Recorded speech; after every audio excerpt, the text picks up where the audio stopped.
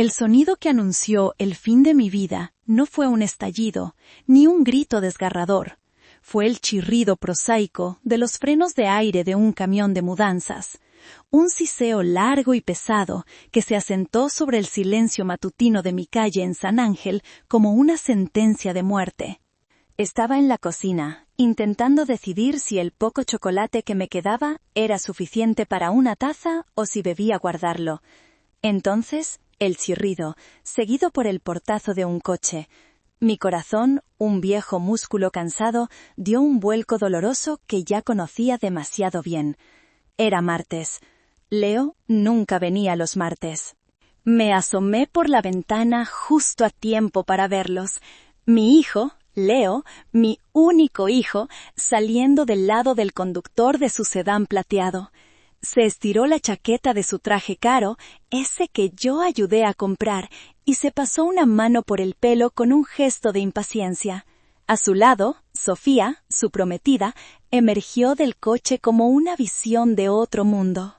Vestida de blanco impecable, con unas gafas de sol tan grandes que parecían ocultar cualquier rastro de alma, sostenía una tablet en su mano como un cetro. Detrás de ellos, el camión de mudanzas parecía un monstruo metálico y hambriento, listo para devorar mi casa. 2 hombres con monos de trabajo bajaron y se quedaron esperando órdenes, mirando a Sofía, no a Leo, a Sofía. En ese instante supe que yo ya no era la matriarca de nada, ni siquiera de mi propia y humilde casa. Era un obstáculo, un mueble viejo más en el inventario. Abrí la puerta antes de que llamaran. Una parte de mí, la más tonta y optimista, todavía esperaba que fuera una terrible equivocación. «Leo, Sofía, ¿qué es todo esto?», pregunté, mi voz un hilo tembloroso. Leo evitó mi mirada. Se concentró en un punto inexistente sobre mi hombro. «Mamá, hola, qué bueno que estás despierta. Queríamos que fuera una sorpresa, pero bueno». «Una sorpresa», repetí, la palabra amarga en mi boca. Sofía se quitó las gafas de sol, revelando unos ojos fríos y calculadores. Me dedicó una sonrisa que no llegó a sus ojos. «Amalia, querida, no te preocupes, estamos aquí para ayudarte. Leo y yo hemos estado hablando y creemos que es hora de una reestructuración de activos familiares». «¿Reestructuración de activos?», susurré, sintiendo cómo el suelo empezaba a desaparecer bajo mis pies. «Exacto», dijo Leo, encontrando por fin su voz de vendedor. «Mamá, piensa en esto lógicamente. Tienes muchas cosas aquí, cosas de valor sentimental, claro, pero que están estancadas. Son capital muerto. En nuestra nueva casa, estas piezas podrán ser apreciadas, vistas, generarán valor social. Es una situación en la que todos ganamos». Sofía ya estaba dentro, deslizando un dedo enguantado por la superficie de la mesa de mi abuela. «Esta mesa es divina. Quedará perfecta en nuestro comedor. Chicos», dijo, dirigiéndose a los hombres de la mudanza, «empecemos por el salón. Con cuidado, por favor. Todo esto es muy valioso». Y así comenzó el saqueo. Se movían por mi casa con una eficiencia brutal. No eran ladrones encapuchados en la noche, eran mi propia sangre, a plena luz del día, despojándome de mi vida con sonrisas y justificaciones empresariales.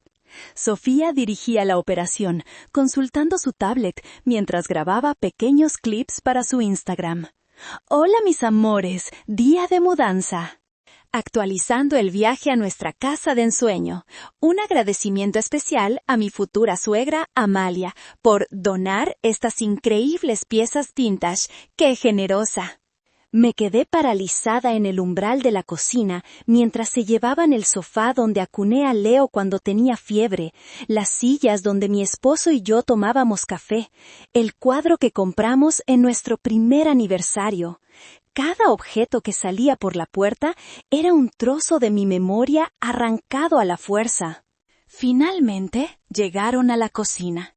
Era lo último que quedaba. Bueno, creo que eso es todo, dijo Leo, visiblemente incómodo por mi silencio. Pero Sofía negó con la cabeza. Su mirada se posó en mi viejo refrigerador, el que zumbaba suavemente en la esquina. «Falta eso».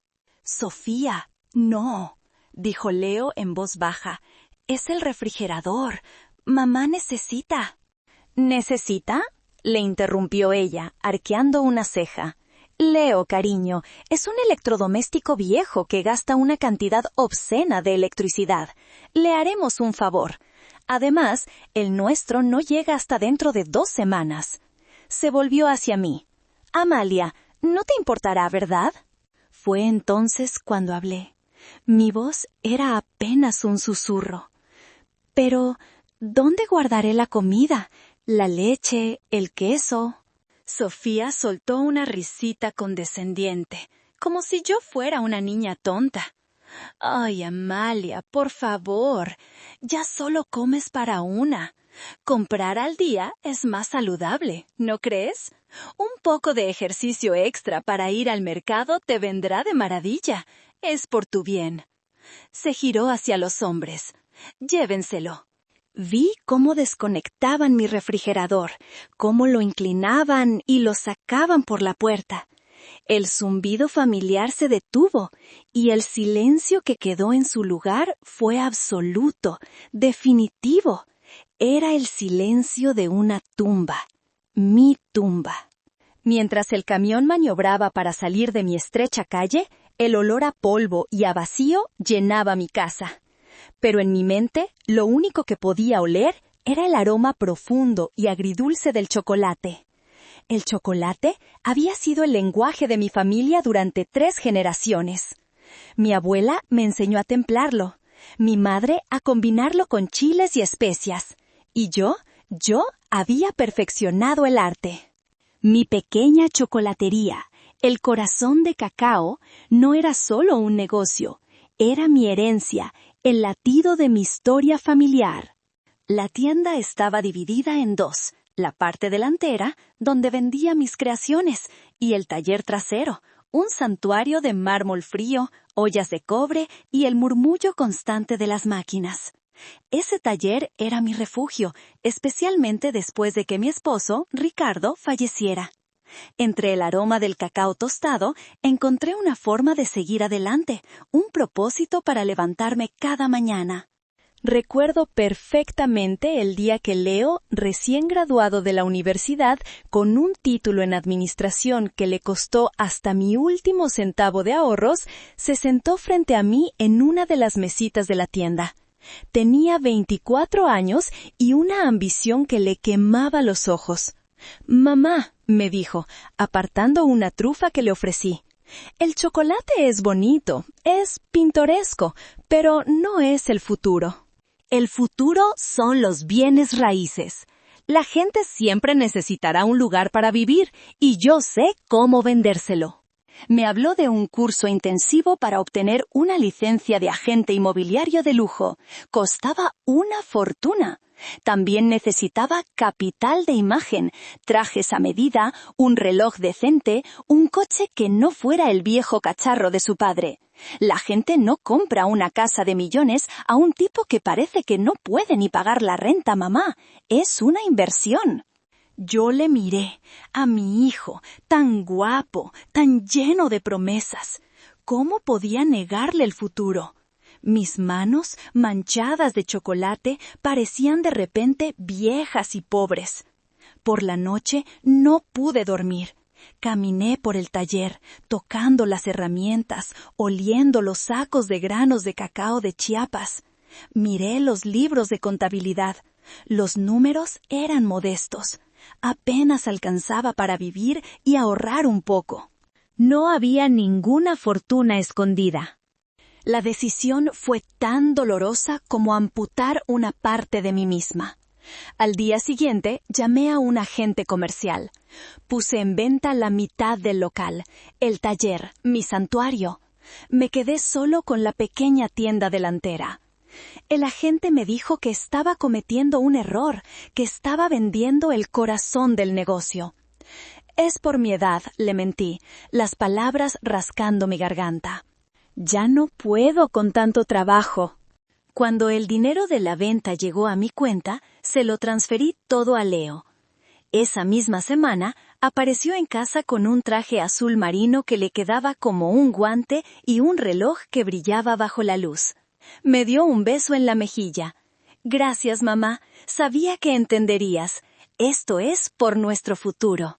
Me quedé con una tienda más pequeña, un espacio reducido donde apenas podía preparar mis chocolates. Tuve que dejar de hacer las piezas más elaboradas. La magia se estaba desvaneciendo. Cada vez que un cliente antiguo me preguntaba por qué el local era más pequeño, repetía la misma mentira. Cosas de la edad, ya sabes. Pero la verdad era que había vendido mi pasado para financiar un futuro en el que, como estaba descubriendo ese martes, yo no tenía cabida. Había cambiado mi corazón de cacao por un traje caro y una sonrisa vacía. Con el negocio reducido, los ingresos disminuyeron, pero mis sueños no. Desde que Ricardo y yo nos casamos, habíamos hablado de hacer un gran viaje a Oaxaca para el Día de Muertos. Queríamos ver los altares, oler el cempasúchil llenando el aire, probar los moles legendarios. Era nuestro algún día. Después de su muerte, ese algún día se convirtió en mi misión, una forma de honrar su memoria y la nuestra. Durante 5 largos años, cada peso que sobraba iba a parar a un frasco de vidrio que guardaba en el armario. El frasco tenía una etiqueta escrita con mi letra temblorosa: Oaxaca. Verlo llenarse lentamente era mi pequeña alegría secreta. Era la promesa de que mi vida no se había acabado, de que todavía había belleza por descubrir. Contaba las monedas, alisaba los billetes. Imaginaba los colores de los alebrijes, el sabor del mezcal, el sonido de la música en el zócalo. El año en que cumplí 67, el frasco estaba casi lleno. Tenía casi 50,000 pesos. Lo suficiente para un viaje cómodo, para alojarme en un hotelito con encanto, para comprar artesanías y no preocuparme por nada.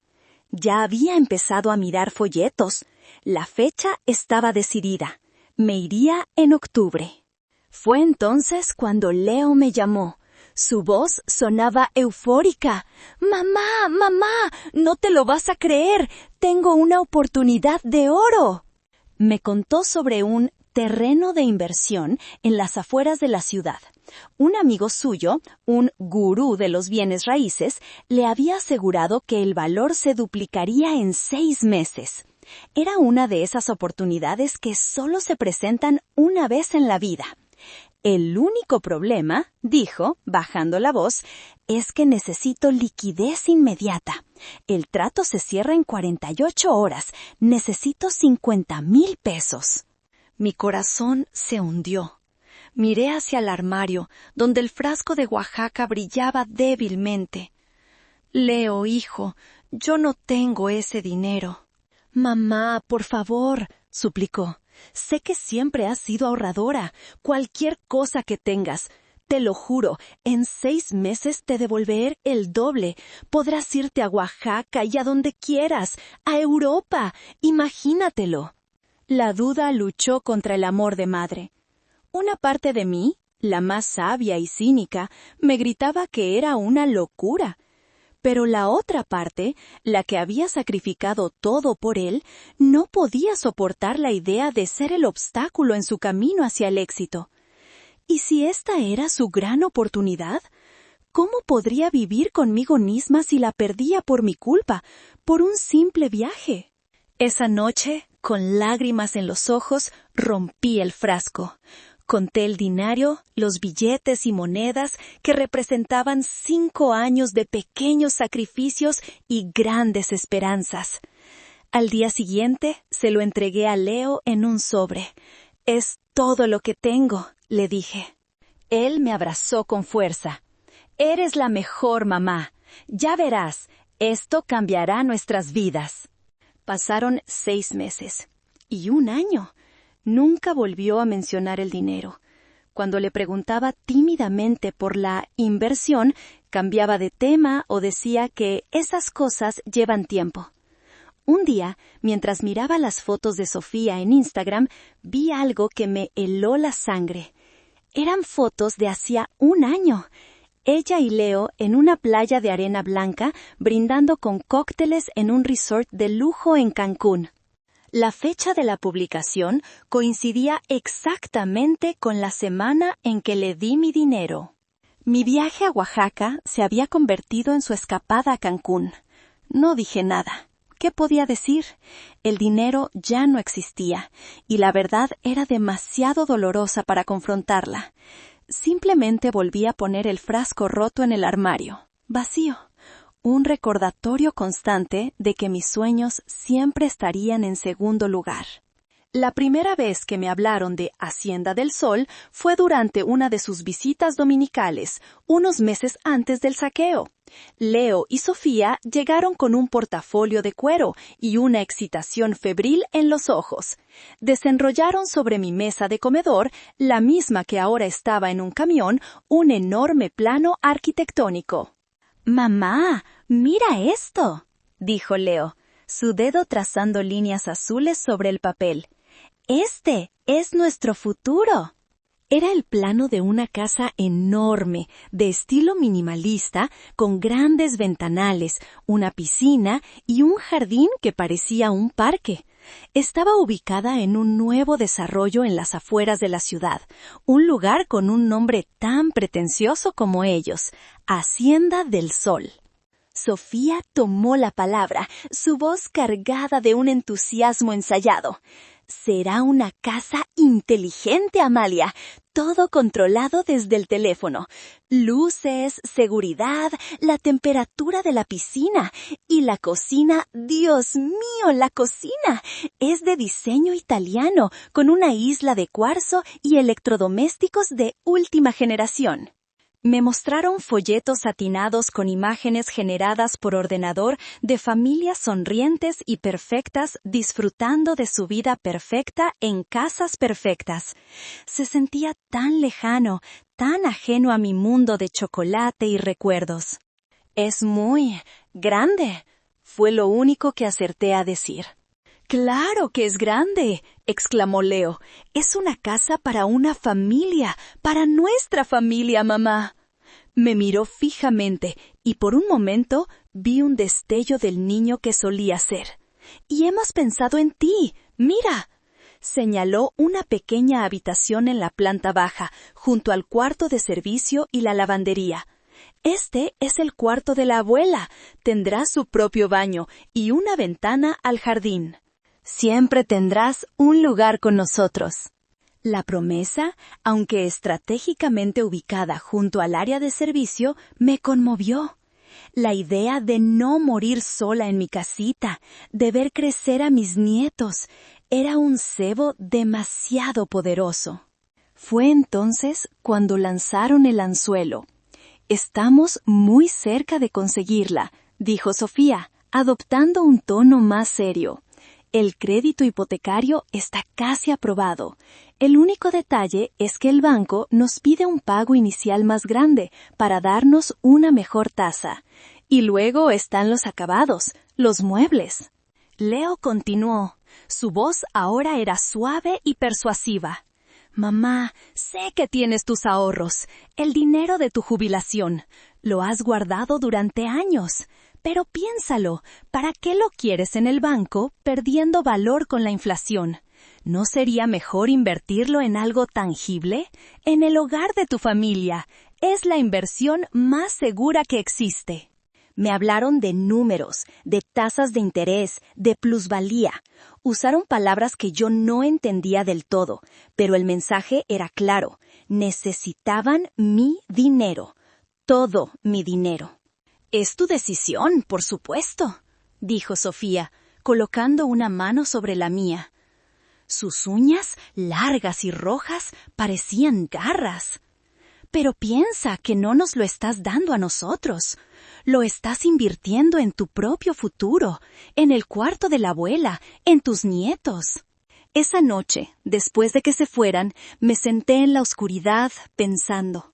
Miré mi libreta del banco. Allí estaban mis últimos 200,000 pesos.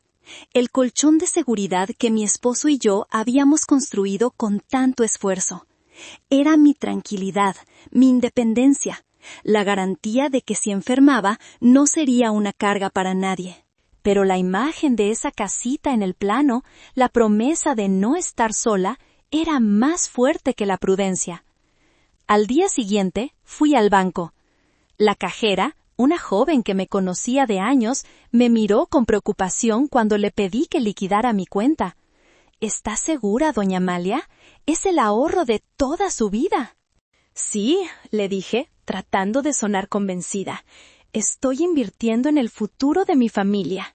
Salí del banco con un cheque de caja en la mano, sintiéndome extrañamente ligera y a la vez aterrada. Había entregado mi red de seguridad, mi pasado y mi presente, a cambio de una promesa de un pequeño cuarto junto a la lavandería en una casa que, como pronto descubriría, estaba construida sobre cimientos de egoísmo y mentiras. El desfile de mis pertenencias continuaba. Ahora le tocaba el turno al comedor. Eran 6 sillas y una mesa de roble macizo, el primer mueble de verdad que Ricardo y yo compramos después de casarnos. Recuerdo que ahorramos durante un año entero. Lo elegimos juntos en una tienda de antigüedades, y el dueño nos contó que la madera provenía de un viejo convento. Sobre esa mesa celebramos cada cumpleaños de Leo. En ella sopló las velas de su primer pastel, hizo sus deberes escolares mientras yo cocinaba y derramó un vaso de leche que dejó una mancha pálida que nunca pude quitar del todo. En esa mesa le anuncié, con el corazón roto, que su padre había muerto. Y en esa misma mesa, años después, nos presentó a Sofía. Era un testigo silencioso de toda nuestra vida. Cuando los 2 hombres de la mudanza empezaron a desmontar las patas de la mesa, un sollozo se escapó de mi garganta. No pude evitarlo. Leo se acercó, su rostro una máscara de incomodidad. «Mamá, por favor, no te pongas así». «Pero, Leo, esta mesa», balbuceé, «es donde comíamos juntos. Tu padre la amaba». «Y precisamente por eso debe estar en la familia», dijo, recitando un guión que seguramente había ensayado con Sofía. «Estará mejor en nuestra casa nueva, donde la usaremos para grandes cenas familiares. Aquí solo acumula polvo. Piénsalo, mamá, le estamos dando una nueva vida». Sus palabras me hilaron. No estaba honrando la memoria de su padre, la estaba expropiando. Estaba convirtiendo nuestros recuerdos en accesorios para su nueva vida. Luego, Sofía señaló la vitrina donde guardaba la vitrina de porcelana de mi madre. «Eso también. No tiene sentido que tengas una vajilla para 12 personas si siempre comes sola. Nosotros le daremos buen uso». Y así, uno por uno, se llevaron los pilares de mi hogar. El viejo tocadiscos de Ricardo, con su colección de boleros, la mecedora donde me sentaba a coser, incluso la pequeña estantería con mis libros de cocina, las páginas manchadas de harina y chocolate. «Mamá, sé que esto es difícil», dijo Leo, intentando un abrazo que se sintió hueco y torpe. «Pero tienes que entenderlo desde un punto de vista práctico. Estás en una etapa de tu vida en la que necesitas simplificar, deshacerte de las cosas. Menos es más, ¿sabes?» Asentí, incapaz de hablar. La ironía era tan espesa que podía saborearla. Él, que vivía para acumular más y más, me estaba dando lecciones sobre minimalismo. Él, que me estaba dejando sin nada, hablaba de simplificar. El golpe final fue cuando se llevaron el cuadro del pasillo. Era un óleo sin mucho valor monetario, una marina pintada por un artista local. Pero era el favorito de Ricardo. Decía que el mar le daba paz. Lo habían descolgado y el rectángulo de pared que quedó al descubierto era de un color más pálido, como una cicatriz. «Este quedará genial en el estudio», comentó Sofía con aire ausente, haciéndole una foto con su teléfono. «Ya casi terminamos, mamá», dijo Leo con un suspiro de alivio, como si mi dolor fuera un trámite burocrático que estaba a punto de concluir. «Verás cómo te sentirás más ligera, más libre, sin tantas cosas que te aten al pasado». Pero no me sentía ligera, me sentía vacía. No eran solo cosas, eran mi vida. Eran la prueba tangible de que había amado, de que había construido un hogar, de que había sido feliz.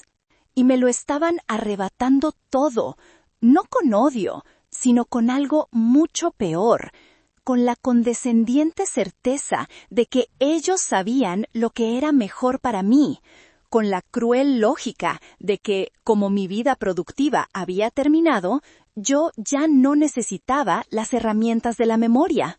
Finalmente, el camión se llenó. El portón trasero se cerró con un estruendo metálico que resonó en la calle vacía y en el hueco de mi pecho. Los dos hombres de la mudanza le entregaron una tablilla a Sofía, quien firmó con un garabato elegante. Les dio una propina generosa, un billete que probablemente salió de mis ahorros. Leo se acercó a mí por última vez. Tenía la decencia de parecer un poco culpable. «Bueno, mamá, nos vamos. Te llamaré mañana para ver cómo estás». «No te molestes», dije. Y mi propia voz me sorprendió. Sonó fría, distante, como si viniera de otra persona. Él frunció el ceño. «¿Cómo dices?» «He dicho que no te molestes en llamar», repetí mirándole a los ojos por primera vez en toda la mañana. «Creo que ya has hecho suficiente». Se quedó sin palabras. Sofía se acercó y le tomó del brazo. «Vámonos, cariño. Está alterada. Es normal. Ya se le pasará». Me lanzó una última sonrisa falsa. «Cuídate mucho, Amalia. Y recuerda, simplifica». Se subieron a su coche plateado y se fueron, siguiendo al camión que se llevaba los restos de mi vida.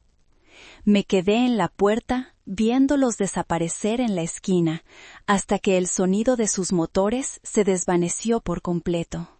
Entonces volví a entrar, y el silencio me golpeó.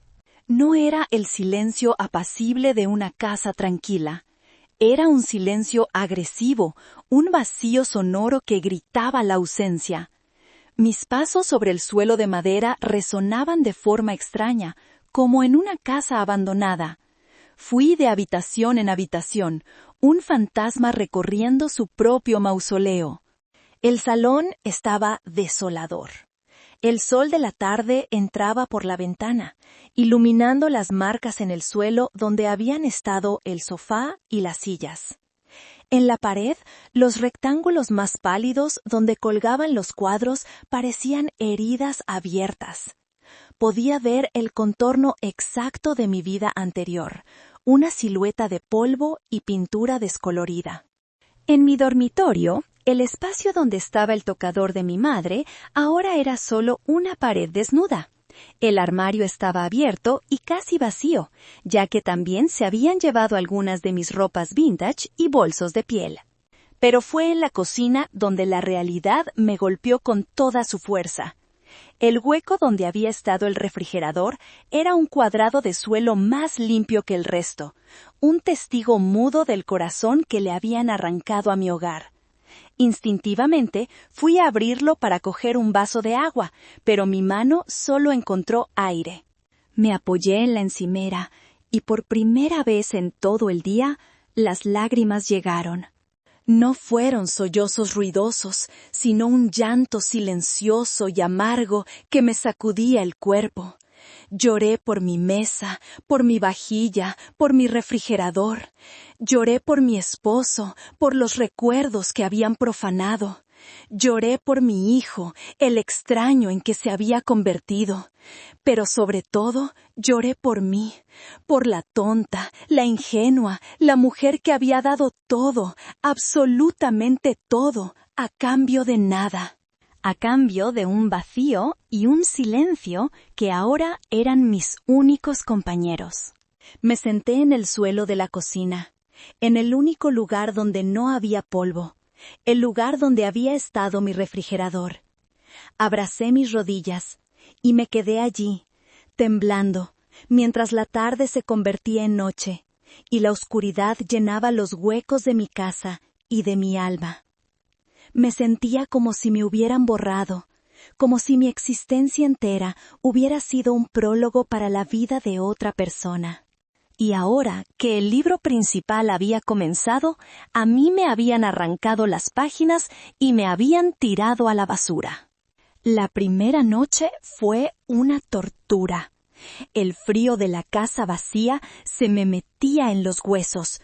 Un frío que no tenía nada que ver con la temperatura. Era el frío de la soledad absoluta. Sin el zumbido del refrigerador ni el tic-tac del viejo reloj de pared que también se habían llevado, la casa estaba llena de ruidos extraños que nunca antes había notado. El crujido de la madera, el silbido del viento colándose por una rendija, el eco de mis propios latidos. Me acosté en mi cama, pero el sueño no venía. Daba vueltas en el colchón desnudo, mirando al techo. Cada sombra parecía una acusación. Tenía sed, pero el único grifo estaba en la cocina, y la idea de caminar por la casa a oscuras me aterraba. Me sentía como una extraña, una intrusa en las ruinas de mi propia vida. A la mañana siguiente me desperté con la boca seca y un dolor sordo en el estómago. El hambre era real. No había comido nada desde el día anterior. En mi alacena solo encontré un poco de café soluble y unas galletas rancias. Desayuné eso, de pie, en la cocina vacía, sintiéndome como una refugiada. La humillación llegó poco después. Necesitaba leche para el café, y necesitaba comprar algo para comer, algo que no necesitara refrigeración. Pan, quizá, una lata de atún, mi nueva realidad. Salí a la calle sintiéndome vulnerable, expuesta. Cada mirada de un vecino me parecía cargada de lástima. En la tienda de la esquina compré 1 litro de leche y un poco de pan. Al volver me di cuenta de mi estupidez. ¿Dónde iba a guardar la leche? Si la dejaba fuera, se echaría a perder en pocas horas. Fue entonces cuando tuve que hacer lo impensable. Con el cartón de leche en la mano, temblando, crucé la calle y llamé a la puerta de mi vecina, la señora Carmen. Llevábamos 30 años viviendo una al lado de la otra. Nos dábamos los buenos días, nos prestábamos azúcar, pero nunca habíamos compartido nuestras penas. Carmen abrió la puerta y su sonrisa se desvaneció al verme. Mi aspecto debía ser lamentable, ojerosa, pálida, con la ropa arrugada. «Amalia, querida, ¿estás bien? ¿Te ves?» No terminó la frase. No hacía falta. «Carmen, ¿te puedo pedir un favor enorme?» Tartamudeé, sintiendo cómo se me enrojecían las mejillas. «Es una tontería, pero ¿podrías guardarme esto en tu refrigerador? Es que el mío se ha estropeado».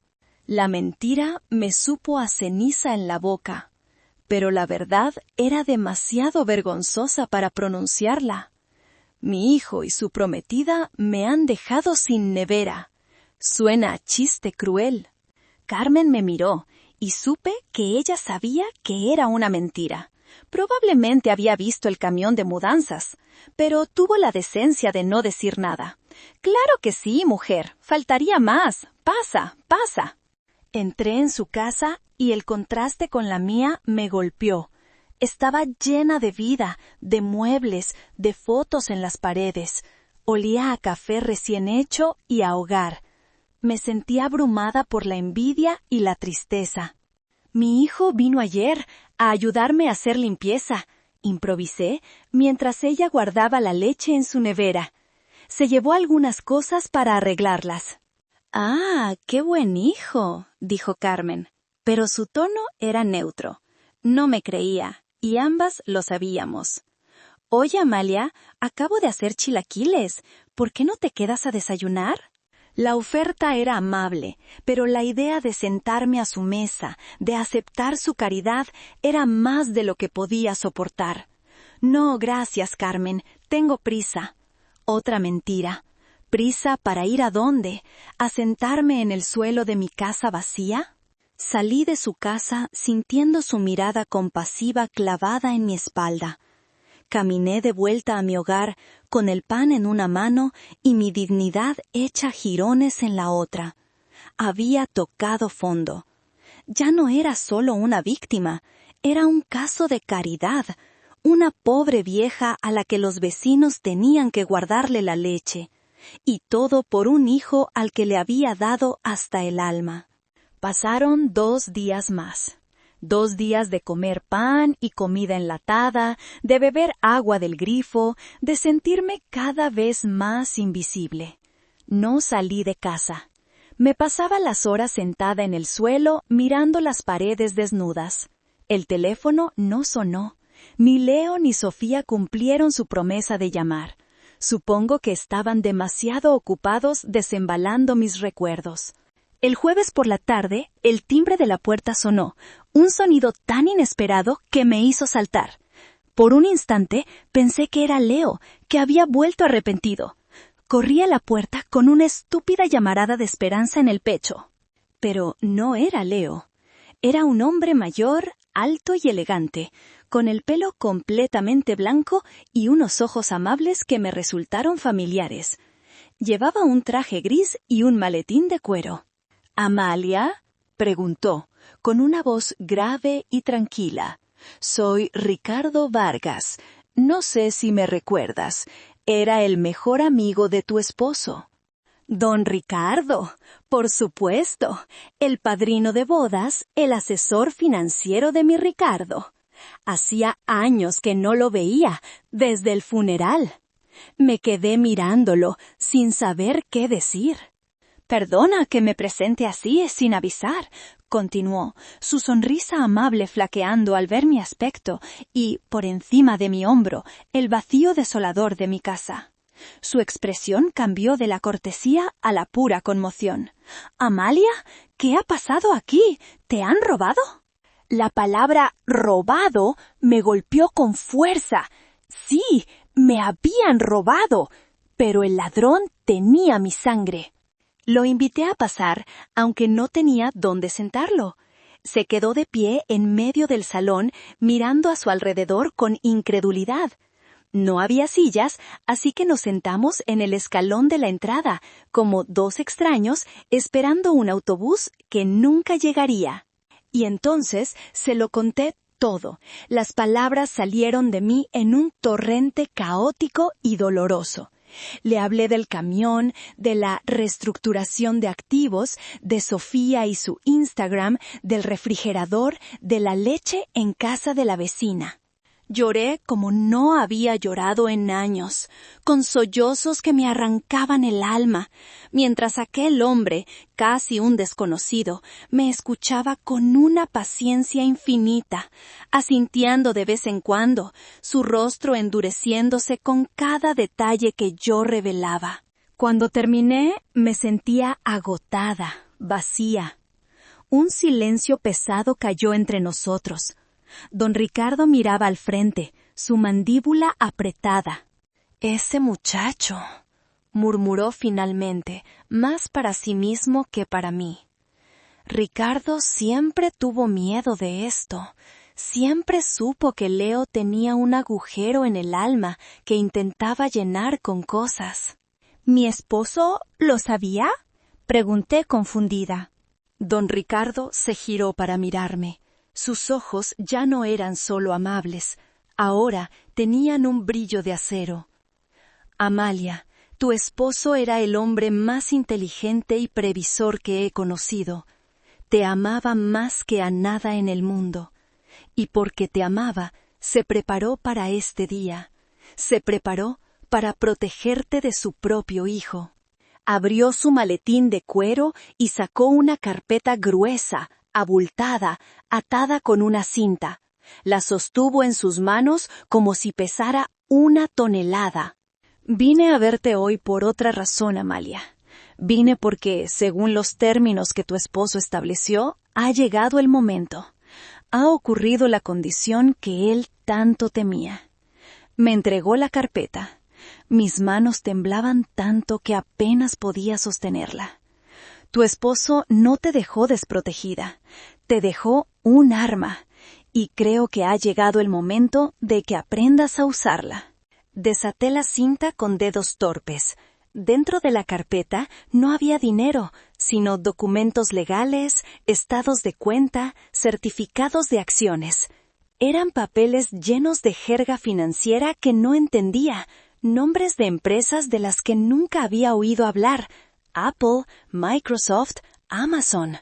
No entiendo, Ricardo, dije, mi voz un susurro. ¿Esto qué es? Él se acomodó en el escalón a mi lado. Amalia, cuando Ricardo y yo éramos jóvenes, él era un hombre de fe. No fe religiosa, sino fe en el futuro. En los años 90, cuando todo el mundo invertía en ladrillos y petróleo, él se obsesionó con un pequeño grupo de empresas de tecnología en California. Decía que iban a cambiar el mundo. Me contó una historia que parecía de ciencia ficción. Cómo mi esposo, con sus pequeños ahorros de contador, había comprado acciones de esas empresas cuando no valían casi nada. Cómo, a lo largo de los años, había reinvertido los dividendos en secreto, sin decirme nada para no preocuparme. No era un secreto por desconfianza, sino por protección. Creó un fideicomiso, Amalia, un fondo de inversión a tu nombre, pero que yo administraría. Lo llamó el Fondo del Corazón de Cacao, dijo don Ricardo con una media sonrisa triste. Puso reglas muy estrictas. El dinero no podía tocarse mientras tú tuvieras una vida digna y fueras feliz. Él quería que vivieras de tu trabajo, de tu pasión, no de un dinero que sentías que no habías ganado. Pero, continuó, su voz volviéndose seria, incluyó una cláusula especial. La cláusula de la tierra quemada, la llamaba él. El fideicomiso se disolvería y todo el capital pasaría a tu control absoluto si se cumplían 2 condiciones. Primero, que te encontraras en una situación de desamparo o humillación. Y segundo, que esa situación fuera causada, directa o indirectamente, por vuestro hijo Leo. Me quedé sin aliento. El aire pareció volverse denso, pesado. Mi esposo, mi tranquilo y modesto Ricardo, había previsto esta traición, había visto la semilla del egoísmo en su propio hijo y había pasado años construyendo un arca para salvarme del diluvio. Amalia, dijo don Ricardo suavemente, abriendo el último estado de cuenta de la carpeta. Tu esposo no te dejó solo una casa y una tienda. Te dejó una herencia de verdad. Giré el papel hacia mí. En la parte inferior, en negrita, había un número tan grande, con tantos ceros, que mi cerebro se negó a procesarlo al principio. Lo leí 1, 2, 3 veces. 40 millones de pesos. No grité. No lloré, no sentí una oleada de alegría, sentí un vacío inmenso, un vértigo que amenazaba con tragarme. El número no se sentía real, era una abstracción, una broma cósmica. Toda mi vida de sacrificios, de vender mi taller, de cancelar mi viaje, de contar cada centavo, todo había sido innecesario. Había estado viviendo como una mendiga sentada sobre un cofre de oro. Y entonces, una emoción nueva, afilada y extraña, comenzó a abrirse paso a través de la conmoción. no era felicidad, era rabia, una rabia pura, helada, cristalina. Rabia contra Leo por su crueldad, rabia contra mí misma por mi ceguera, y una inmensa, abrumadora gratitud hacia mi esposo, el hombre que me había amado tanto que había planeado protegerme incluso desde la tumba. «Ricardo», dije, y mi voz era firme, clara, despojada de cualquier temblor. «¿Qué puedo hacer con este dinero?» Don Ricardo me miró, y vi en sus ojos un destello de orgullo. «Amalia», respondió, «con 40 millones de pesos, la pregunta no es ¿qué puedes hacer? La pregunta es ¿qué quieres hacer?». La revelación no me trajo paz. Esa noche, con los documentos del fideicomiso esparcidos por el suelo como las hojas de un árbol caído, no sentí el poder de una millonaria. Sentí el peso de un secreto guardado durante décadas. Mi primera reacción no fue pensar en la venganza, sino en el dolor de mi esposo. Imaginé a Ricardo solo en su pequeño estudio, revisando esos estados de cuenta en secreto, la alegría de ver crecer su inversión empañada por el miedo que lo impulsaba a hacerlo. Cada compra de acciones no era un acto de ambición, sino de amor defensivo. Estaba construyendo un muro, ladrillo a ladrillo, para protegerme de la persona que más debería haberme cuidado. Lloré por él, lloré por su soledad en esa previsión, por la carga que debió ser saber que el hijo al que adoraba tenía el potencial de hacerme tanto daño. ¿Cómo pudo vivir con eso? ¿Cómo pudo seguir sonriendo en las cenas familiares sabiendo que tenía un plan de contingencia contra su propia sangre? Este nuevo dolor era más profundo que el del saqueo. El saqueo había sido una traición de Leo contra mí, pero el fideicomiso era la prueba de una traición mucho más antigua, la de Leo contra las esperanzas de su padre. Me di cuenta de que Ricardo no solo me había dejado dinero, me había dejado una responsabilidad.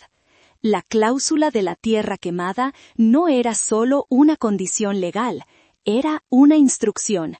Era su voz desde el más allá diciéndome: «Ya has sacrificado suficiente, ya has amado sin condiciones, ahora defiéndete». El duelo por ese secreto se transformó lentamente en una resolución fría. Ya no se trataba de recuperar mis muebles o mi refrigerador. Esas eran solo cosas. Se trataba de honrar el último acto de amor de mi esposo. Se trataba de demostrarle, donde quiera que estuviese, que su fe en mi fortaleza no había sido en vano. La herencia no era el dinero. La herencia era la lucha que estaba a punto de empezar. A la mañana siguiente llamé a don Ricardo. «Necesito que vengas», le dije. «Tenemos que hablar de Hacienda del Sol». Cuando llegó, yo estaba barriendo el suelo de la cocina. Un acto simple, mundano, pero que me hacía sentir que recuperaba un mínimo de control. Le ofrecí un café que tuve que preparar con agua de una botella que él trajo. «¿Qué quieres saber sobre ese proyecto?», preguntó, sentándose de nuevo en el escalón. «Todo», respondí. «¿Quiénes son los dueños? Si tienen deudas, quién financia la construcción, todo». Mientras Ricardo hacía llamadas desde su teléfono, moviendo hilos en un mundo que yo ni siquiera sabía que existía, mi mente vagaba hacia mi antiguo taller de chocolate. Pensé en el proceso de templado, el más crucial y delicado de todos. Tienes que calentar el chocolate a una temperatura precisa para disolver los cristales de la manteca de cacao. Luego, enfriarlo cuidadosamente mientras lo agitas para que se formen nuevos cristales, pequeños y estables. Y finalmente, volver a calentarlo ligeramente, solo un par de grados, para darle el brillo y la textura perfecta. Si te apresuras, si te equivocas por un solo grado, el resultado es un chocolate opaco, quebradizo, sin vida. La venganza, me di cuenta, era como templar chocolate. Un arrebato de ira sería como el chocolate sobrecalentado, amargo y sin forma. Llorar y suplicar sería como el chocolate mal enfriado, débil y patético. No, mi venganza tenía que ser un proceso controlado, calentado por la furia, enfriado por la estrategia y servido con un brillo final elegante y demoledor. Don Ricardo colgó el teléfono. Tengo noticias. Y son interesantes. Me explicó que la empresa desarrolladora de Hacienda del Sol era una compañía relativamente nueva, dirigida por dos jóvenes empresarios con más ambición que experiencia. Habían apostado todo a ese proyecto, endeudándose hasta las cejas con varios bancos y prestamistas privados. Están sobreextendidos, Amalia. El flujo de caja es su talón de Aquiles. Un par de retrasos en los pagos de sus clientes y todo el castillo de naipes se viene abajo. Una idea, afilada y clara, se formó en mi mente. Ricardo, dije, mi voz tranquila, ¿podemos comprar esa deuda? Él me miró y por primera vez vi una chispa de admiración en sus ojos. Podemos hacer más que eso. Podemos convertirnos en sus únicos acreedores. Podemos ser el banco, su banco. Bien, dije, entonces eso es lo que haremos, y luego, cuando sea el momento adecuado, ejecutaremos la hipoteca. Amalia, eso significa que te convertirás en la dueña de todo el proyecto, advirtió, incluida la casa que tu hijo cree que es suya. Lo sé, respondí, y una sonrisa extraña, una que no reconocía en mi propio rostro, se dibujó en mis labios. A veces, para hacer el chocolate más exquisito, tienes que empezar por triturar los granos más amargos. El plan estaba en marcha. Mi obra maestra de chocolate amargo estaba empezando a tomar forma. Las siguientes semanas fueron las más extrañas de mi vida. De día era la doña Amalia de siempre, o al menos la versión de ella que Leo y Sofía esperaban. Me mudé temporalmente a un pequeño apartamento que don Ricardo me consiguió, un lugar anónimo y funcional. Cuando Leo finalmente llamó, una semana después del saqueo, puse mi mejor voz de víctima. «Hola, hijo», dije, asegurándome de que mi voz sonara débil, temblorosa. «Mamá, finalmente. Estaba preocupado. ¿Cómo estás? ¿Te has calmado ya?» Estoy intentando adaptarme», susurré. «Es difícil. La casa se siente tan vacía». «Claro que es difícil. El cambio siempre lo es», exclamó, con su optimismo tóxico. «Pero es por tu bien, mamá. Te estás desintoxicando del materialismo. Ya verás, en un mes me lo agradecerás». Le conté una historia a medias sobre que me estaba quedando con una prima lejana mientras pensaba qué hacer. Él se tragó la mentira sin dudar. No le interesaban los detalles. Solo quería asegurarse de que yo no fuera un problema, de que mi capitulación fuera total. «Bueno, me alegro de que estés siendo razonable», dijo. «Oye, te tengo que dejar. Sofía y yo vamos a elegir el mármol para la cocina. Es cuarzo de Calacata. Te encantaría. Bueno, no, probablemente no. Es muy moderno. Adiós, mamá». Y colgó. Colgué el teléfono y la máscara de mujer frágil se desvaneció. Me convertí en la otra Amalia, la que pasaba las tardes en la oficina de don Ricardo, un santuario de caoba y cuero con vistas a toda la Ciudad de México. Allí dejaba de ser mamá y me convertía en la presidenta anónima de Inversiones Cacao Forte S.A., la empresa fantasma que habíamos creado. Al principio me sentía como una impostora. Don Ricardo me explicaba los contratos, las cláusulas, las estrategias de adquisición de deuda. Yo escuchaba, asentía y por la noche estudiaba. Leía sobre finanzas, sobre ejecuciones hipotecarias, sobre derecho mercantil. El mismo cerebro que durante 50 años había memorizado recetas de ganache y temperaturas de templado, ahora absorbía un nuevo lenguaje, el de los pagarés, los gravámenes y la bancarrota. Poco a poco, con una discreción implacable, Cacao Forte fue comprando la deuda de la desarrolladora de Hacienda del Sol. A un banco le compramos su cartera de préstamos con un pequeño descuento. A un prestamista privado, desesperado por recuperar algo de su dinero, le compramos su deuda a la mitad de su valor. Nadie sospechó nada. Para ellos, solo éramos otra firma de inversión anónima haciendo un movimiento arriesgado. Leo y Sofía, mientras tanto, vivían en su burbuja.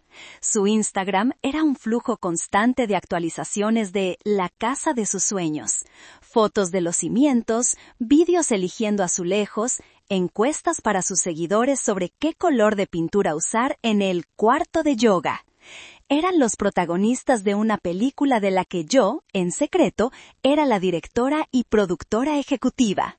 Estaban construyendo su castillo de naipes sin saber que yo ya era dueña del terreno, de la mesa y de la baraja entera. Era una doble vida agotadora, pero cada informe de don Ricardo, cada nueva deuda adquirida, era como una pequeña onza de chocolate negro y amargo. Me daba la energía para seguir adelante. El punto de inflexión llegó un martes por la mañana, 6 semanas después del inicio de nuestra operación. Don Ricardo me llamó a mi apartamento. Su voz era tranquila, pero contenía una corriente subterránea de triunfo. Ya está, Amalia, lo tenemos. Somos dueños del 95% de su deuda. El resto son pequeños proveedores que no importan.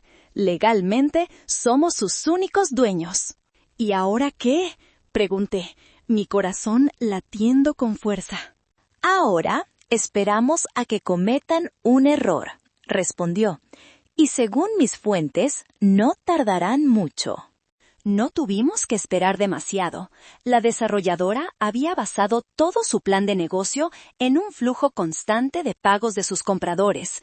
Pero el invierno fue inusualmente lluvioso, retrasando la construcción.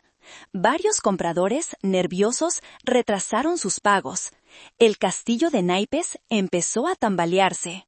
Recibieron nuestra primera notificación, un recordatorio formal enviado por los abogados de Cacao Forte S.A. sobre un pago de intereses vencido. Lo ignoraron, probablemente pensando que era un trámite burocrático más. Luego recibieron la segunda. Esta vez era una carta certificada, advirtiendo que el impago constituía una violación del contrato de préstamo y que teníamos derecho a exigir el pago total e inmediato de toda la deuda. Don Ricardo me contó que el pánico se había apoderado de la pequeña oficina de la desarrolladora. Intentaron conseguir más financiación, pero nadie les prestaría dinero. Se habían convertido en un barco que se hundía y nadie quería subir a bordo. Finalmente llegó el día. Presentamos la demanda de ejecución hipotecaria. Fue un movimiento silencioso, un papel sellado en un juzgado, pero tuvo el efecto de una bomba atómica. Un juez, basándose en la abrumadora evidencia de su insolvencia y en nuestra posición como acreedor mayoritario, emitió una orden judicial. El control total y absoluto del proyecto Hacienda del Sol y todos sus activos, incluyendo los terrenos, las casas a medio construir y los contratos de venta, pasaba a manos de Inversiones Cacao Forte S.A. Esa tarde me senté con don Ricardo en su oficina. Sobre la mesa había un documento. Era el título de propiedad de un terreno de varias hectáreas en una de las zonas con más plusvalía de la ciudad.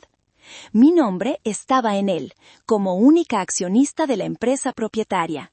No me sentí poderosa, me sentí serena, como cuando un chocolate finalmente alcanza la temperatura correcta y sabes que el resultado será perfecto.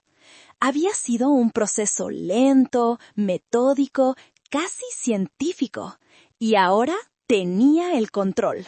Leo y Sofía aún no lo saben, dijo don Ricardo. Los contratos de compra que firmaron no se registrarán hasta que la casa esté terminada. Legalmente, no son dueños de nada más que una promesa incumplida. Déjalos, dije, mi voz sonando extrañamente calmada. Déjalos que terminen su casa, déjalos que se muden, quiero que la sientan suya, quiero que descorchen el champán y publiquen las fotos. La fruta sabe mejor cuando está madura. Don Ricardo me miró con una mezcla de asombro y respeto. Amalia, dijo, tu esposo estaría muy, muy orgulloso de ti. Y por primera vez en mucho tiempo, le creí. Pasaron 2 meses más, 2 meses en los que observé desde la distancia cómo la casa de Leo y Sofía tomaba forma. Se convirtió en mi telenovela personal. A través de las publicaciones de Sofía, vi cómo instalaban los suelos de mármol, cómo colgaban lámparas de diseño que parecían esculturas, cómo llenaban la piscina de agua cristalina. Cada publicación era un alarde, una celebración de su éxito. Día de cocina. No puedo esperar para preparar mi primer batido detox en esta belleza. Escribí a Sofía junto a una foto de la isla de cuarzo. El trabajo duro tiene su recompensa, vista desde la oficina de casa. Publicaba Leo, con una foto de sus pies sobre un escritorio de diseño, con el jardín a medio terminado de fondo. No sentí envidia, sentí una curiosidad casi clínica. Estaba observando a 2 personas construir un elaborado nido en una rama que yo estaba a punto de cortar. Finalmente llegó el gran día. Sofía anunció en sus redes sociales su fiesta de inauguración y preboda. Sería un evento exclusivo, solo para familia y amigos cercanos. La invitación digital, que vi porque una de sus seguidoras me la envió por mensaje privado, era un derroche de mal gusto. Letras doradas, fotos de ellos posando en la casa a medio construir, y la frase, celebrando el comienzo de nuestro paraíso. Por supuesto, yo no fui invitada. Ni siquiera me lo mencionaron en la última llamada que tuve con Leo, en la que se quejó durante 10 minutos de lo estresante que era coordinar a los jardineros. La noche de la fiesta hice algo que nunca había hecho. Le pedí a don Ricardo que me llevara a dar una vuelta en su coche. Nos detuvimos en una calle oscura, a una distancia prudencial de Hacienda del Sol, desde donde se podía ver la casa iluminada como un faro de arrogancia. La música electrónica pulsaba en el aire. Coches de lujo estaban aparcados a lo largo de la calle. Se veían las siluetas de la gente riendo, bebiendo, bailando. ¿Estás bien?, me preguntó Ricardo. Sí, respondí, mi voz tranquila. Solo estoy observando. Es como ver una película de la que ya sabes el final. Me imaginé a Leo presumiendo de su casa, a Sofía haciéndose selfies, a sus amigos felicitándolos por su éxito. Estaban celebrando en mi propiedad. Estaban brindando por un futuro que no les pertenecía, financiado con el dinero de mi jubilación y la venta de mis recuerdos. Disfruten de la fiesta, susurré para mis adentros. Disfruten de cada sorbo de champán, de cada risa falsa, porque mañana el paraíso se convertirá en un desierto, y la única cosecha que recogerán será la de su propia codicia. Nos quedamos allí un rato más, en silencio, 2 conspiradores en la oscuridad, observando el brillo efímero de una estrella a punto de colapsar. Luego le dije a Ricardo que era hora de irse. Tenía que descansar. Mañana iba a ser un día muy largo y muy, muy satisfactorio. El amanecer del día después de la fiesta fue gris y húmedo. A las 6 en punto de la mañana, yo ya estaba en pie, vestida y lista. Don Ricardo pasó a recogerme. En el asiento trasero del coche, un termo con café humeante y una caja de mis mejores trufas de chocolate amargo con chile. Para celebrar, dijo con un guiño. No fuimos solos. Nos seguía una pequeña caravana, 2 camiones de plataforma transportando excavadoras, una niveladora y una docena de obreros en una furgoneta. Nos detuvimos en la misma colina desde donde habíamos espiado la noche anterior. El sol empezaba a despuntar, tiñendo el cielo de tonos anaranjados y púrpuras. La casa de Leo y Sofía estaba en silencio, seguramente recuperándose de la resaca de su triunfo. ¿Estás lista?, me preguntó Ricardo, su mano sobre la mía. Asentí. He estado lista durante 34 años. A las 7 en punto, dio la orden por radio. El convoy se puso en marcha. Vi cómo las enormes máquinas avanzaban lentamente por la calle principal del desarrollo, sus motores un rugido sordo que rompía la paz de la mañana. Se detuvieron justo frente a la casa. Mi casa. Esperamos. No tuvimos que esperar mucho. Primero se abrió una cortina en el segundo piso. Luego la puerta principal se abrió de golpe. Leo apareció en la entrada, solo en pantalones de pijama, con el pelo revuelto. Su rostro era una mezcla de confusión y furia. Sofía apareció detrás de él, envuelta en una bata de seda. «¡Oigan! ¿Qué demonios creen que hacen?», gritó Leo, su voz sonando ridículamente pequeña contra el ruido de los motores. «¿Saben qué hora es? ¡Largo de aquí!». El capataz de la obra, un hombre corpulento al que habíamos instruido meticulosamente, se bajó de la furgoneta. Se acercó a Leo con calma, sin inmutarse por sus gritos. «Buenos días, señor. Tenemos órdenes de empezar los trabajos de demolición preliminar en esta área». «¿Demolición? ¡Estás loco!», chilló Sofía, corriendo a unirse a Leo. «Esta es nuestra casa. Acabamos de mudarnos. Llamaré a la policía». «Adelante, señora», dijo el capataz con una paciencia infinita. «Pero me temo que ellos le dirán lo mismo que yo. Esta propiedad pertenece a Inversiones Cacao Forte S.A. y tenemos una orden judicial para asegurar el perímetro y comenzar la reurbanización del proyecto». Leo y Sofía se quedaron helados. La mención de un nombre de empresa y una orden judicial les hizo darse cuenta de que esto no era un simple error. El pánico empezó a reemplazar la ira en sus rostros. «Eso es imposible», tartamudeó Leo. «Nosotros compramos esta casa. Tenemos un contrato». El capataz no respondió. Simplemente, y con un gesto casi teatral, señaló hacia la entrada principal del desarrollo, donde otro equipo de trabajadores había estado ocupado. Durante la noche, habían desmontado el ostentoso letrero de Hacienda del Sol, y ahora estaban izando uno nuevo, uno mucho más grande con un diseño elegante. Desde nuestra posición en la colina, no podíamos leerlo, pero sabía exactamente lo que decía. Vi a Leo y Sofía entrecerrar los ojos, tratando de enfocar.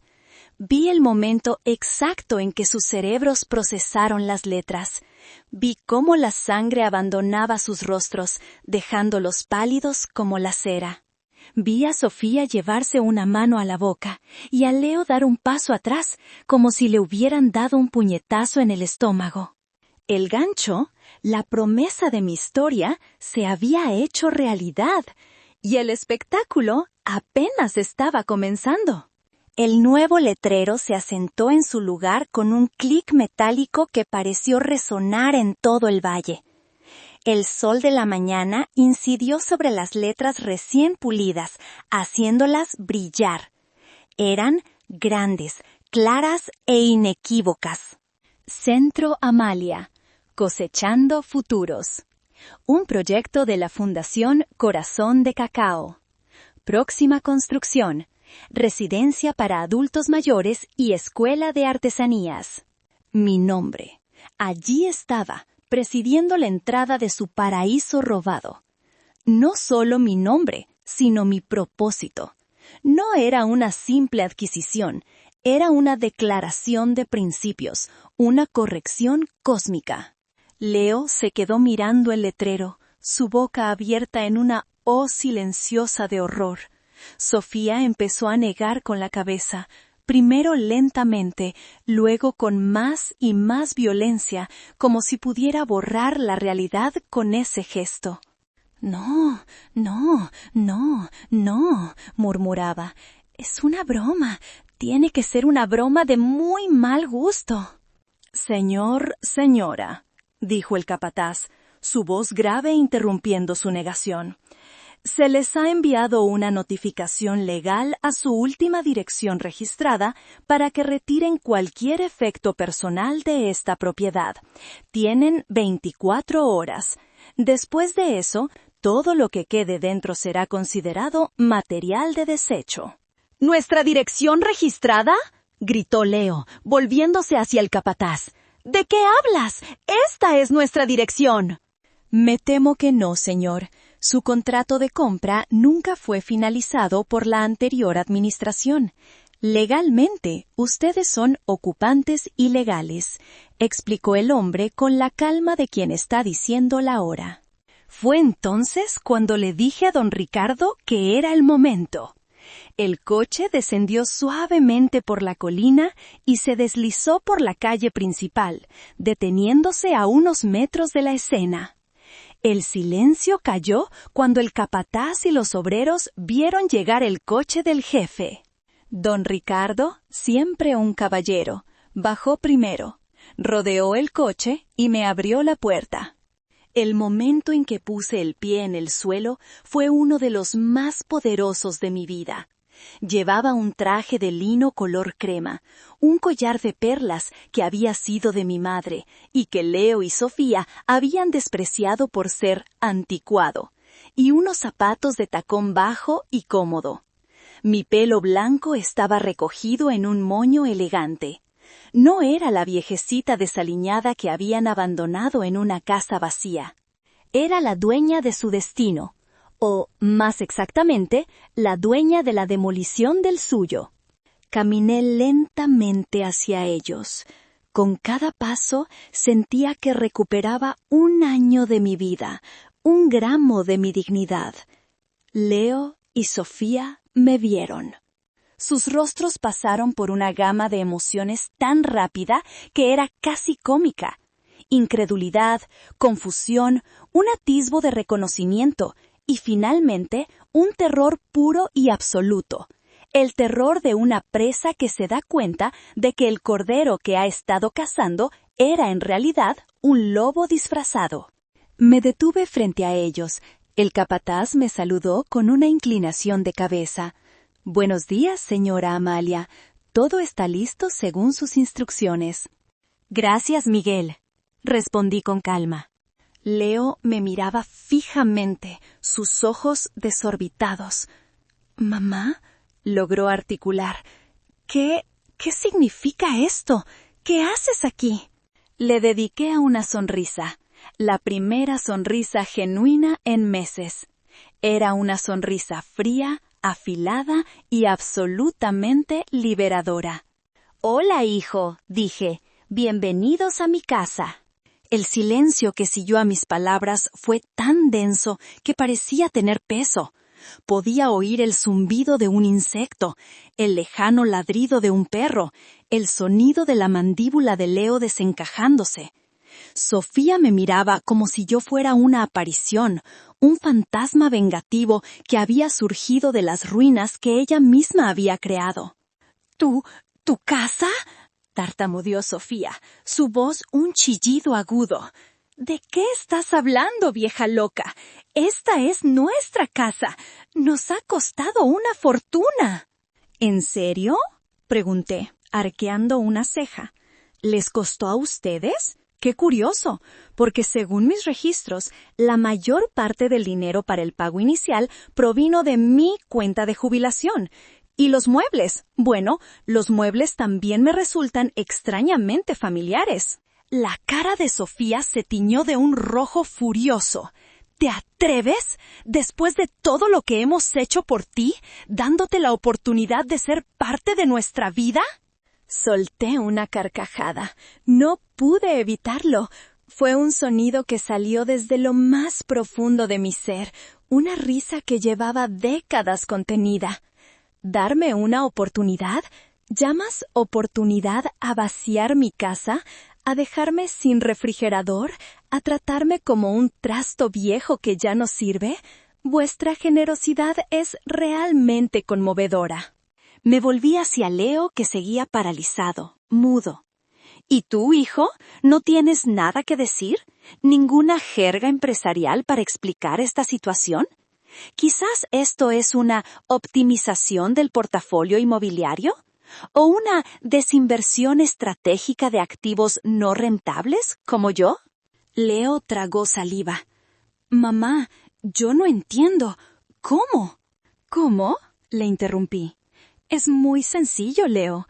Mientras tú estabas ocupado eligiendo el color de las paredes, yo estaba ocupada comprando la empresa que construía esas paredes.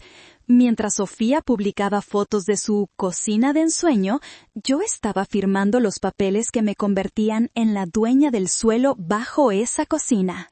Resulta que la herencia de tu padre era un poco más sustanciosa de lo que pensabas.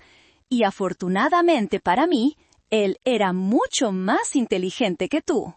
Don Ricardo, que había permanecido un paso detrás de mí, se adelantó con una carpeta en la mano. Se la entregó a Leo. Aquí tiene la orden judicial y la transferencia de propiedad. Todo es perfectamente legal.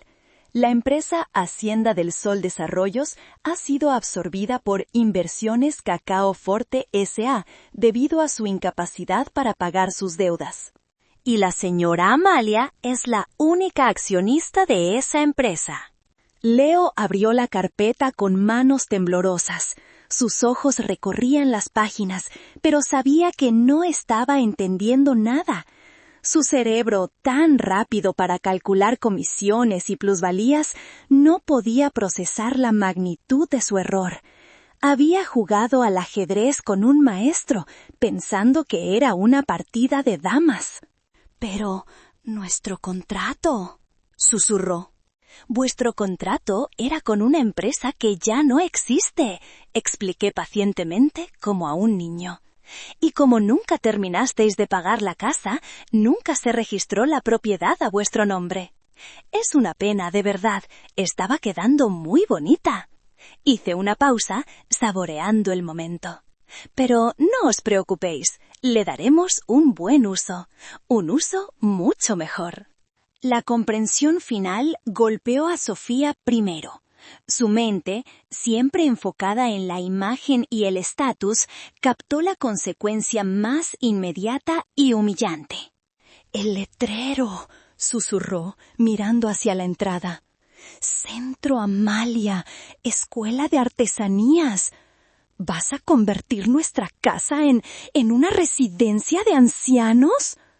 La palabra ancianos salió de su boca como un insulto, cargada de todo el desprecio que sentía por la vejez, por la debilidad, por todo lo que yo representaba para ella. «No solo esta casa, querida», corregí con una sonrisa amable. «Todo el desarrollo.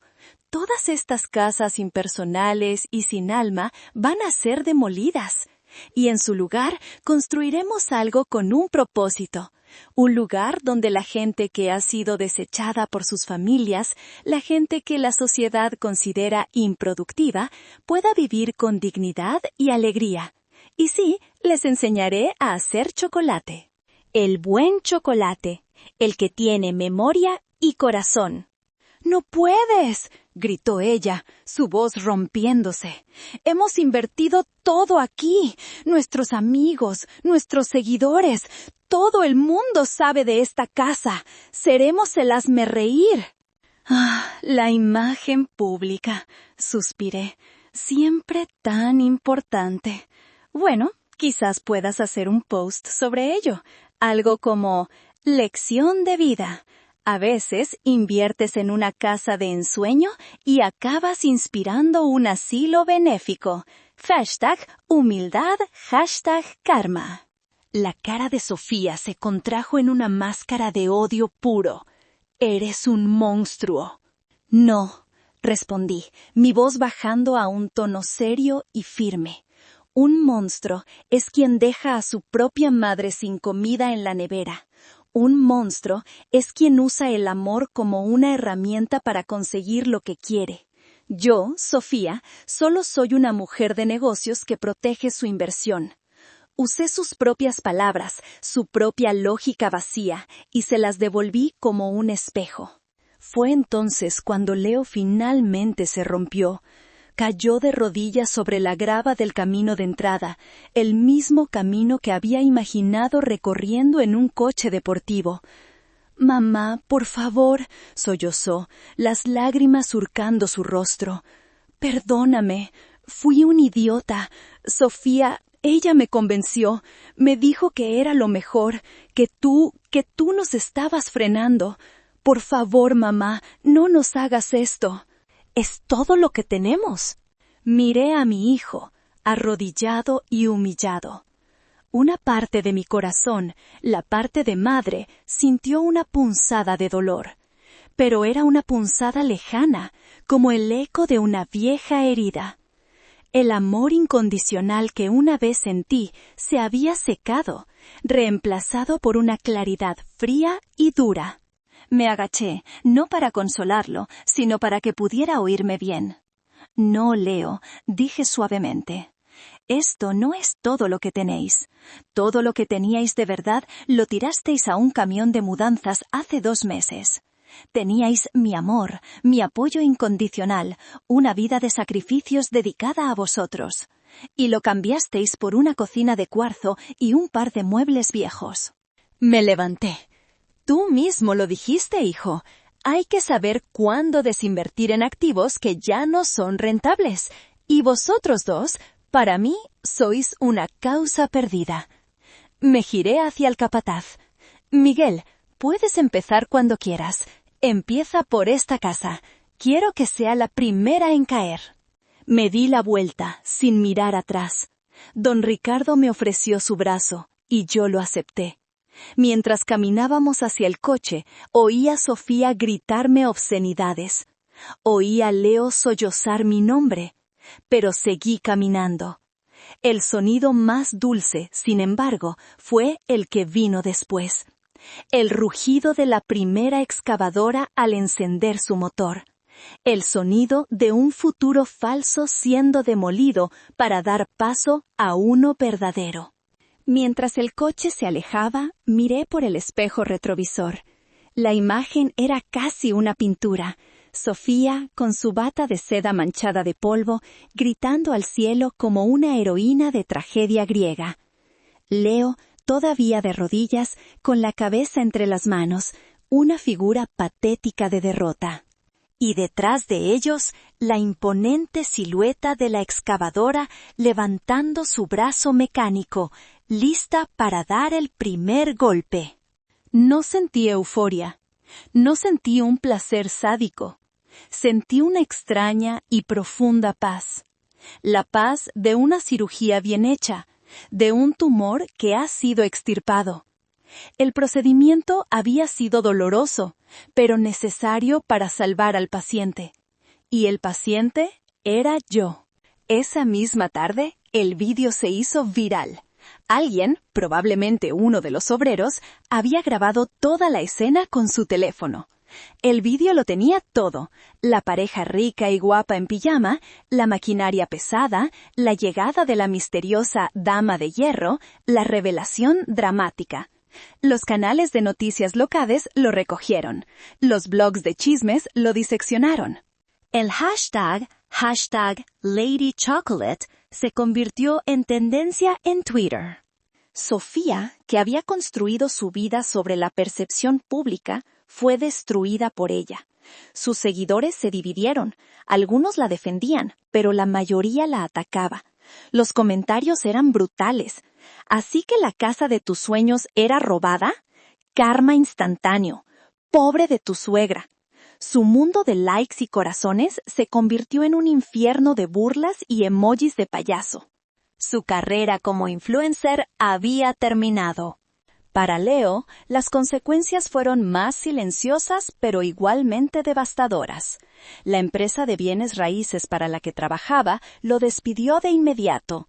La publicidad negativa era inaceptable para una firma que vendía confianza y exclusividad.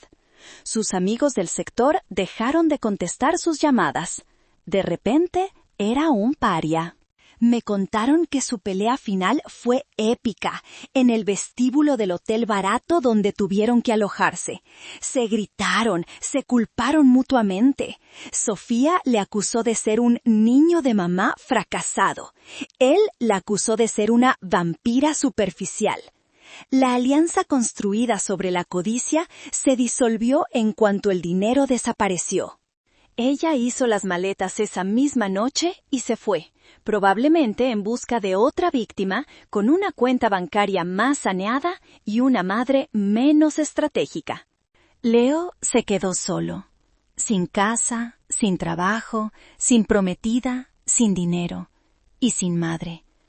Había vaciado mi casa para amueblar la suya, y al final se había quedado con las dos casas vacías, la mía demolida, la suya una metáfora de su propia alma hueca. Una noche, una semana después, recibí una llamada de un número desconocido. Contesté. Era Leo. Estaba borracho. Su voz era un desastre de sollozos y autocompasión. «Lo arruiné todo, mamá», lloriqueo. «Lo perdí todo. No tengo nada». Escuché en silencio. No había ira en mí, ni siquiera lástima, solo una distancia infinita. «No, Leo», respondí, mi voz serena. «No lo perdiste todo hoy. Lo perdiste todo el día que decidiste que un sofá nuevo era más importante que tu madre. Esto no es un castigo, es simplemente la cosecha. Que tengas buenas noches, hijo». Y colgué. Por primera vez en mi vida, colgué el teléfono a mi hijo. Y dormí profundamente, sin sueños, por primera vez en meses. La demolición de Hacienda del Sol fue rápida y eficiente. En menos de un mes, el terreno estaba limpio, como un lienzo en blanco esperando a ser pintado. La noticia del Centro Amalia generó una oleada de apoyo público. Recibí donaciones, ofertas de voluntariado, cartas de otras madres que habían vivido historias similares de abandono y traición. Mi historia personal se había convertido en un símbolo de esperanza para muchos. Mientras tanto, la vida de Leo seguía en caída libre. Sin el paraguas de Sofía y su red de contactos, descubrió lo difícil que era el mundo real. Tuvo que vender su coche para pagar las deudas de las tarjetas de crédito que habían acumulado. Se mudó a un pequeño apartamento alquilado en una zona de la ciudad que antes habría despreciado. Intentó volver a llamarme varias veces, pero yo no contestaba. Le envió mensajes de texto, largos y divagantes, que iban desde la súplica desesperada hasta la acusación velada. «Hice lo que hice por nosotros», escribió en uno. «Quería que estuvieras orgullosa». Leí el mensaje y negué con la cabeza. Nunca lo entendería. Su concepto de orgullo estaba tan deformado que era irreconocible.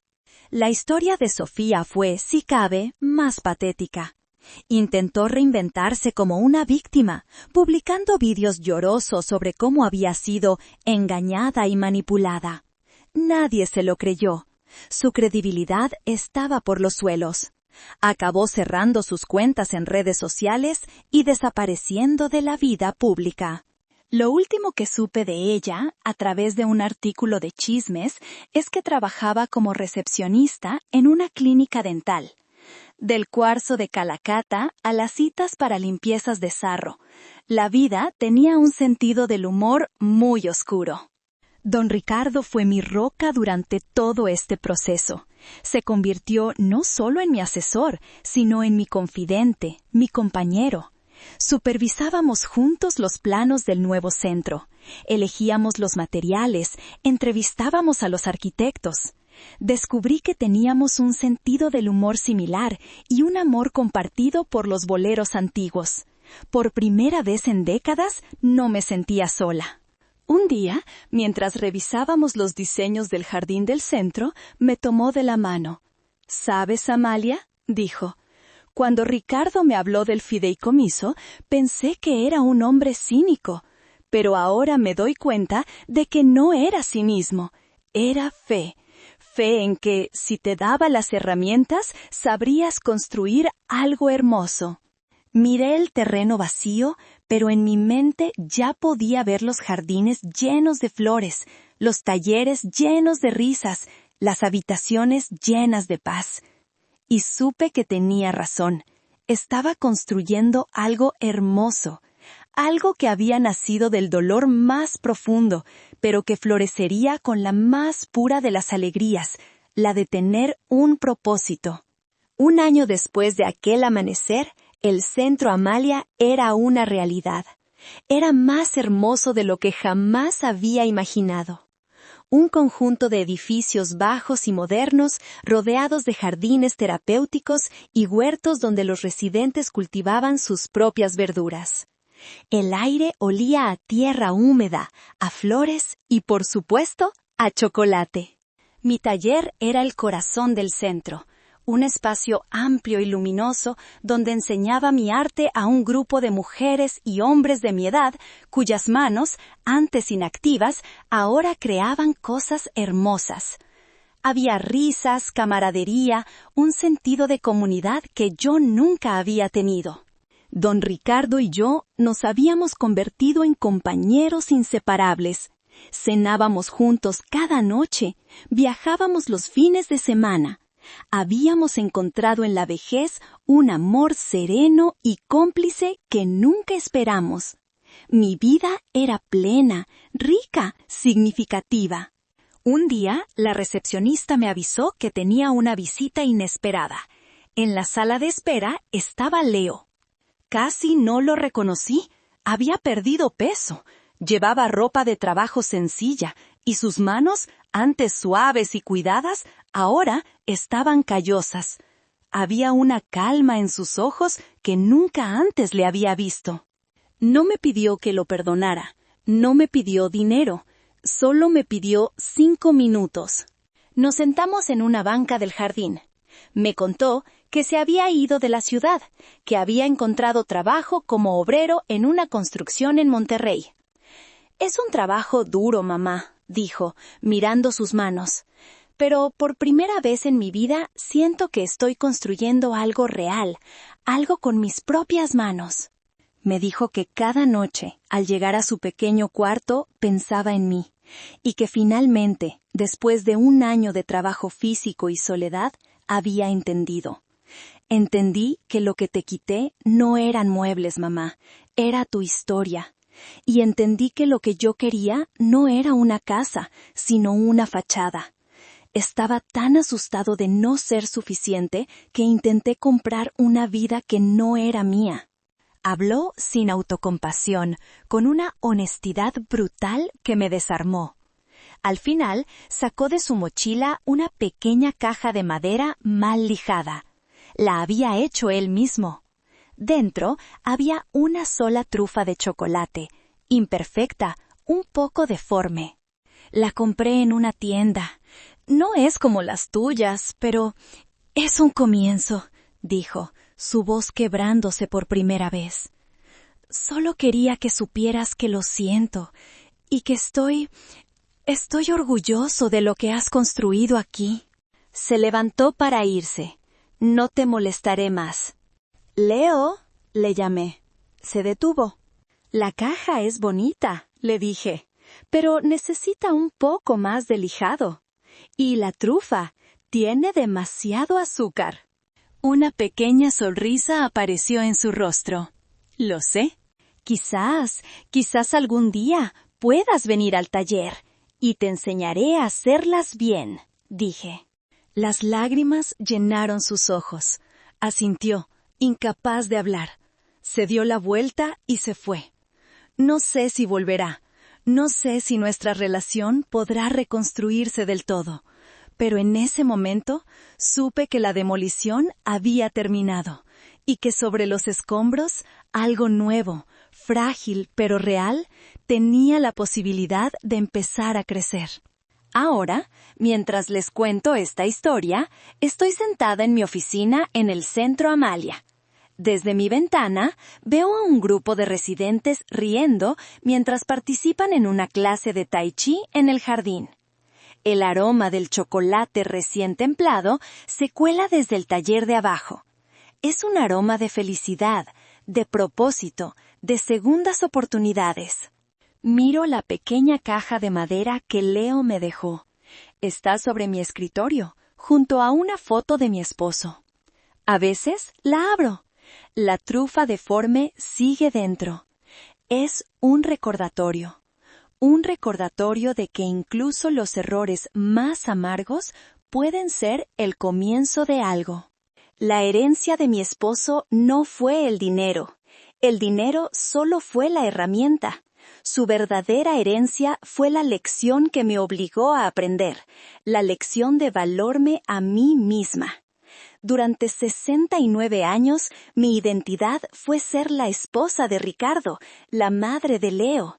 Di tanto de mí que me quedé vacía. Tuve que perderlo todo para darme cuenta de que lo único que realmente me habían quitado era mi propio sentido del valor. Construir este centro ha sido la forma de reclamarlo. Cada sonrisa en el rostro de un residente, cada nueva habilidad aprendida en mis talleres, es una afirmación de que una vida no se mide por lo que se acumula, sino por lo que se cultiva. Y yo he decidido cultivar dignidad, comunidad y, por supuesto, un excelente chocolate. Mi relación con Leo es una obra en construcción. Hablamos por teléfono de vez en cuando. Sus conversaciones ya no son sobre plusvalías y acabados de lujo, sino sobre el cansancio de su cuerpo y los pequeños orgullos de su trabajo. Está aprendiendo a vivir, no a aparentar. Quizás ese fue el regalo involuntario de mi venganza. Le quité su futuro falso para obligarlo a construir uno real. Y ahora les pregunto a ustedes, los que han escuchado mi historia. La gente me ha llamado de todo: heroína, víctima, una madre cruel, una mujer inspiradora. Dicen que la venganza nunca es buena, que corroe el alma. Pero yo me pregunto, ¿qué haces cuando la bondad es constantemente confundida con debilidad? ¿Qué haces cuando el amor que das es tratado como un recurso natural listo para ser explotado? ¿Destruí el futuro de mi hijo? ¿O simplemente me negué a seguir financiándolo con mi propia infelicidad para, en cambio, construir un futuro mejor para muchos otros? No tengo todas las respuestas. Solo sé que cada mañana, cuando me despierto, no siento el frío de una casa vacía, sino el calor de un hogar lleno de vida. Y eso, para mí, es la única herencia que importa. Gracias por escuchar.